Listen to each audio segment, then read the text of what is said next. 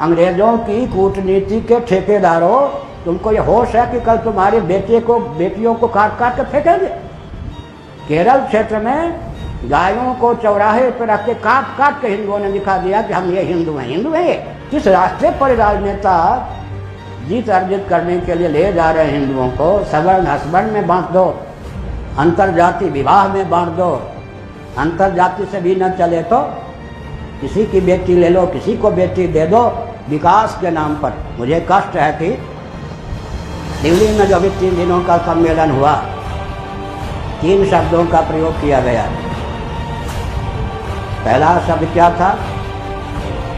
पूर्वज। दूसरा शब्द क्या था? देश। तीसरा शब्द क्या था? संस्कृति। अब तीनों पर मैं संकेत करता हूँ किसी का नाम लिए बिना, तो समझ लें ये मेरी भावना है। लाडले प्यारे लोग हैं, आप क्या पूर्वजों को ध्यान में रखकर बोल रहे हैं?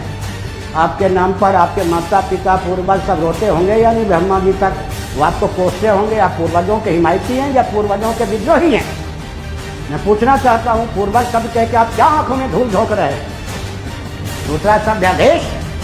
आपके इस प्रकार के वक्तव्य के आधार पर आपकी उदारता सिद्ध होती है, देश के विखंडन का मार्ग प्रशस्त होता है। संस्कृति के नाम पर विकृति की पराकाष्ठा को आप लाना चाहते हैं या संस्कृति की रक्षा करना चाहते हैं? पूर्वजों से विद्रोह, राष्ट्र से विद्रोह, संस्कृति से विद्रोह का नाम क्या? हिंदुत्व है।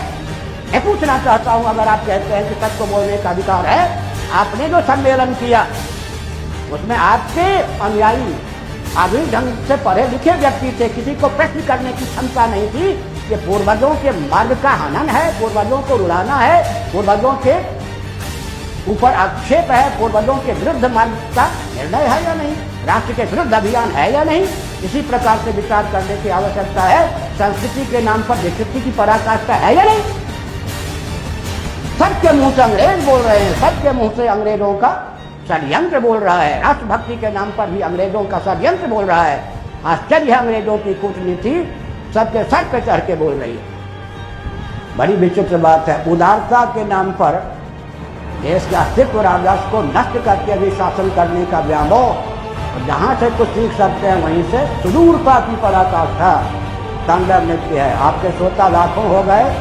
आपकी भीड़ को देखकर हम मान लें कि आपने जो कुछ कहा सत्य है। क्या पूर्वजों का मार्ग यही था? क्या राष्ट्र की रक्षा, राष्ट्रभक्ति यही है? क्या संस्कृति का स्वरूप यही है जो आप बरगला करके लोगों को दे रहे हैं? क्या आप स्वयं विस्मृत हैं? स्वयं आपकी शिक्षा पद्धति दूषित है। इसलिए संभालने की आवश्यकता है, लेकिन जहाँ से इनको प्रेरणा मिल सकती है वहीं से दूरी है। इन्हें हम हार समझे थे गला अपना सजाने को, वही अब नाग बन बैठे हमें ही फाड़ खाने को। क्रिश्चियन संघ का शासन हो जाएगा तो आर्य सामाजिक रहेंगे? पूछना चाहता हूँ, आर्य सामाजिक को जीवित रहने देंगे वो? क्रिश्चियन संघ का, मुस्लिम संघ का शासन हो जाएगा तो आरएसएस को जीवित रहने देंगे? आप उनके लिए भूमिका तैयार कीजिए, लेकिन वो आपको सहेंगे? कम्युनिस्टों का शासन होगा तो क्या आरएसएस बचेगा? फिर एक सबसे बड़ा मेरा प्रश्न यह है, बौद्धों के कारण देश, आप भी तो कहते हैं, दलाई लामा जी भी कहते हैं, माननीय दलाई लामा, कि भारत हमारा गुरु देश रहा है और रहेगा, परंतु भारत की पहचान जैनों के कारण, बौद्धों के कारण, आर्य समाज के कारण, आरएसएस के कारण, रामकृष्ण मिशन के कारण, मनवादियों के कारण, मन के कारण, ये बात क्यों नहीं बोलते? जिसके कारण भारत की पहचान थी उसी पर लात मारना कहाँ तक उचित है? इसी का नाम देशभक्ति है क्या?